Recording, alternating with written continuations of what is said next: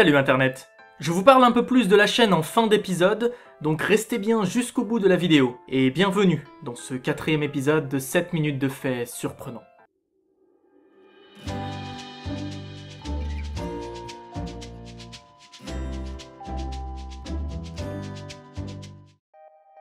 L'étude date de 2010, donc les chiffres ont sûrement un tout petit peu évolué depuis, mais en Inde, sur environ 1,2 milliard d'habitants, 563 millions d'entre eux ont un téléphone portable, alors que seulement 366 millions d'entre eux ont accès à de vraies installations sanitaires. Donc en gros, un Indien sur deux a un téléphone, mais seulement 1 sur 4 a accès à des toilettes propres et fonctionnelles.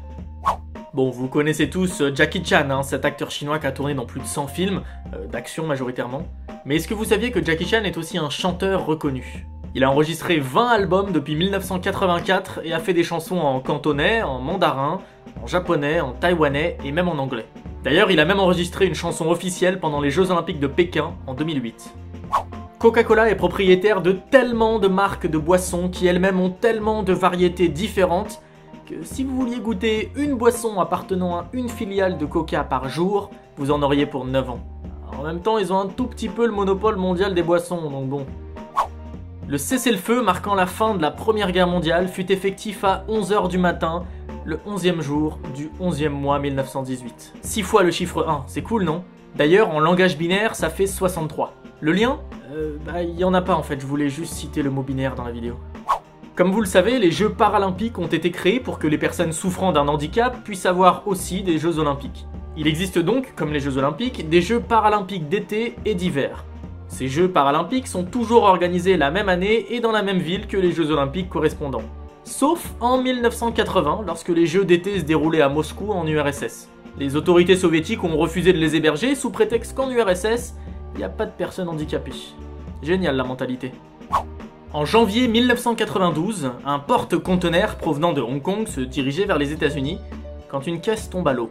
Cette caisse contient très précisément 28 800 jouets en plastique, dont beaucoup de petits canards jaunes. Du coup, l'ensemble flotte. 10 mois plus tard, les premiers sont récupérés sur une plage en Alaska. Et le truc le plus fou, c'est que même 15 ans plus tard, en 2007, certains ont été retrouvés jusqu'en Grande-Bretagne. Le mercredi 5 août 2009 a eu lieu le jugement de Keith Griffin, un Américain vivant en Floride et accusé de posséder plusieurs milliers de photos de pornographie infantile. Devant le juge, il se défendra d'une manière un petit peu rigolote. Selon lui, il n'a jamais téléchargé ses photos. Par contre, il laissait toujours son ordinateur allumé quand il dormait ou qu'il n'était pas chez lui, et il était persuadé que son chat marchait sur le clavier et téléchargeait de son plein gré toutes ses photos. Bon, alors ok, on sait qu'un chat sait par exemple se servir d'une arme, ou bien sait comment commander une pizza par téléphone, mais attendez là, télécharger des images porno, faut peut-être pas déconner non plus. À New York, Robert Samuel a fondé une société qui s'appelle Sold. Le service qu'ils offrent est très simple, ils font la queue. Vous voulez absolument le nouvel iPhone 17 mais vous voulez pas faire 19 heures de queue ? Vous voulez absolument aller voir Justin Bieber à l'Olympia mais vous refusez de perdre une journée à attendre un ticket ? Eh ben Robert Samuel, il s'occupe de tout. Il fera tout simplement la queue à votre place. Ça vous coûtera 20 € la première heure et 10 pour chaque heure supplémentaire. Et si jamais vous ne savez pas quoi faire après le bac, ce cher monsieur estime gagner près de 1000 € par semaine. Bon, par contre, je suis pas certain qu'il y a vraiment une évolution de carrière possible. D'habitude, je ne rentre pas dans les débats d'actualité, mais la statistique que je vais vous donner est plutôt folle. Déjà, il faut savoir qu'il y a 5 fois plus d'habitants aux États-Unis qu'au Royaume-Uni. Mais même en connaissant ces chiffres, j'arrive vraiment pas à comprendre le fait que depuis l'année 1900, la police britannique a tué 52 personnes. La police américaine, elle, en a tué 111. Mais pas depuis l'année 1900, non. La police américaine a tué 111 personnes uniquement au mois de mars 2015. Beaucoup de compagnies aériennes engagent plus d'hôtesses que de stewards, pour des raisons évidentes de sexisme. Mais certaines d'entre elles n'ont pas vraiment le cran d'avouer cette raison et arrivent à trouver des excuses assez extraordinaires. Par exemple, la compagnie indienne GoAir a décidé à partir de 2013 de n'embaucher que des hôtesses de l'air et plus de stewards. La raison est que selon eux, une femme est plus légère qu'un homme, donc l'avion est moins lourd. Donc ils utilisent moins de carburant et donc ça leur revient moins cher. Ils estiment d'ailleurs qu'ils économisent près de 500 000 $ par an avec cette méthode. Ouais, moi je trouve ça un tout petit peu tiré par les cheveux quand même, comme excuse. La Vigne Rouge à Montmajour est le seul tableau que Vincent Van Gogh ait vendu de son vivant. Et encore, il a vendu le machin 400 francs. Ça fait en gros 800 € maintenant. Alors que sa valeur aujourd'hui est juste inimaginable. Le reste des tableaux de Van Gogh, quant à eux, près de 900 œuvres, furent toutes vendues après sa mort. Vous savez comment s'appelle l'espace entre vos sourcils ? Non, ça s'appelle pas l'espace entre mes sourcils. Ça a vraiment un nom. Le nasion. Maintenant, dans la rue, au lieu de dire « Oh putain, regarde le mono-sourcil de ouf !» vous pourrez dire « Fichtre, le nasion de cet homme est fortement poilu. Quelle horreur !»